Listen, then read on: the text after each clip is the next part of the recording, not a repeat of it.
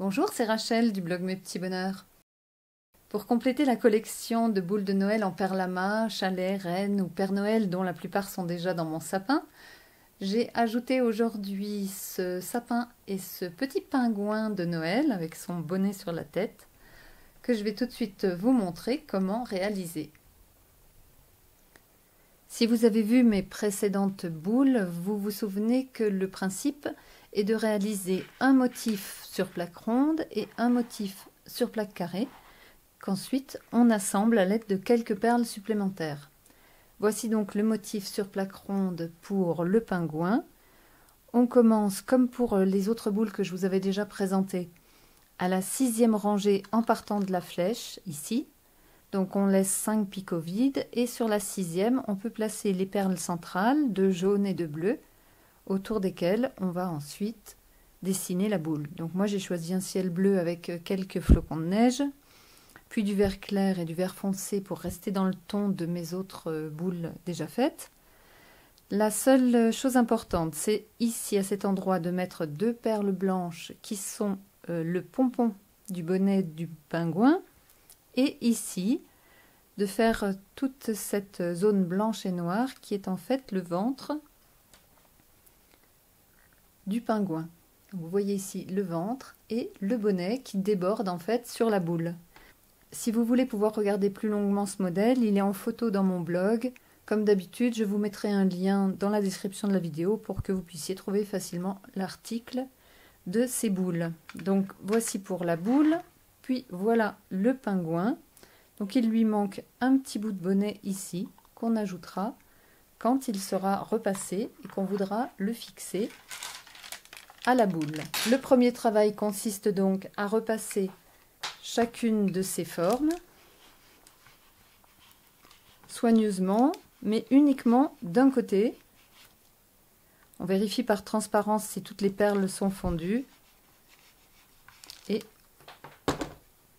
on laisse refroidir sous un livre de préférence pendant qu'on s'occupe du modèle suivant.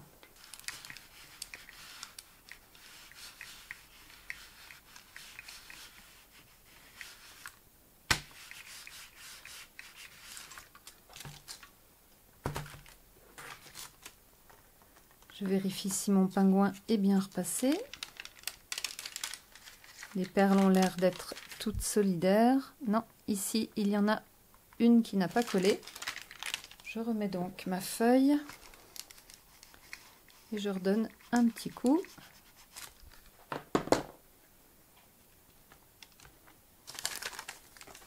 Et cette fois, je le retourne. Je vais maintenant récupérer la boule.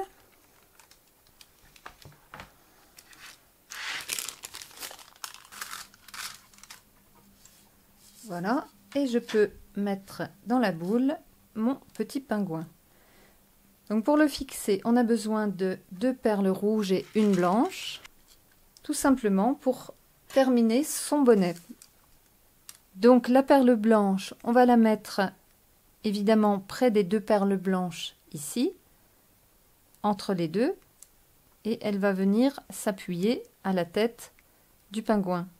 Cependant, il y reste un trou avec le bonnet, donc on ajoute également 2 perles rouges au-dessus pour faire la pointe du bonnet qui tombe. Alors on positionne ça le mieux possible et surtout on vérifie en bas que les lignes noires sont bien dans la continuité. Ici, voilà. Donc on pousse très légèrement le pingouin vers la gauche pour bien bloquer les perles rouges et blanches ici. On positionne bien le bas. Et normalement, on n'a plus qu'à repasser pour souder le modèle.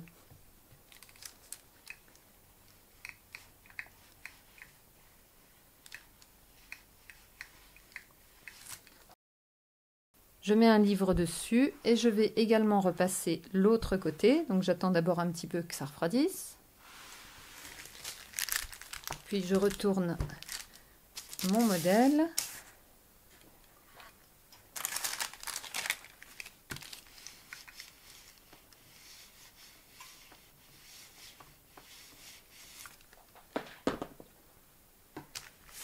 Je le mets à nouveau quelques secondes sous un livre. Et cette fois, je peux le décoller. Donc, le pingouin tient essentiellement par le bonnet. Ici, les perles ne sont pas assez fondues pour avoir collé ensemble. On peut donc les recoller un petit peu pour donner toutes ses chances à cette boule de ne pas casser. Quelques secondes sous presse.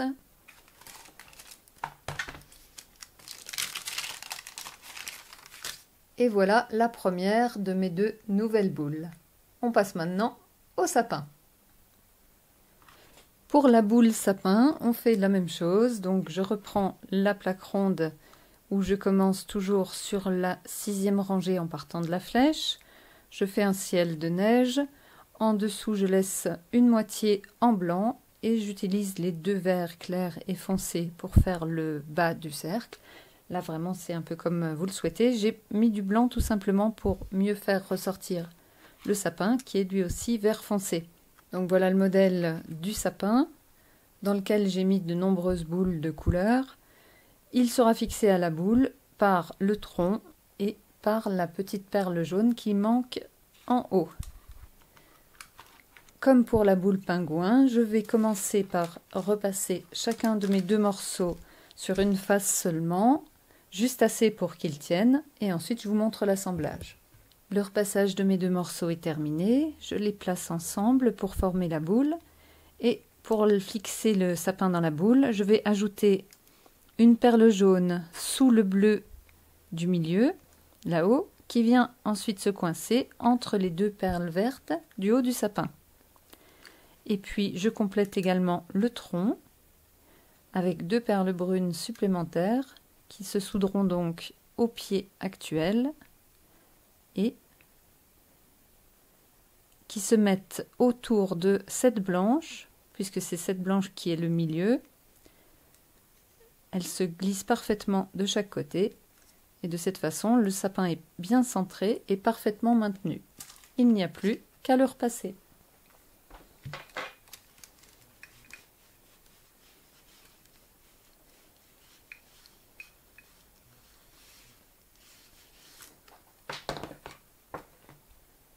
On le met sous presse, on le retourne, on repasse un peu l'autre côté,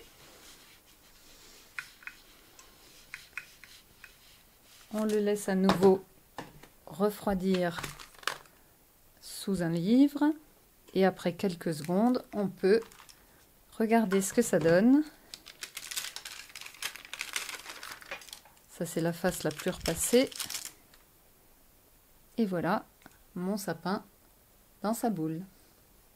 J'ai profité du temps où le fer chauffait pour nouer un fil pour suspendre ma première boule. Je fais la même chose pour la suivante.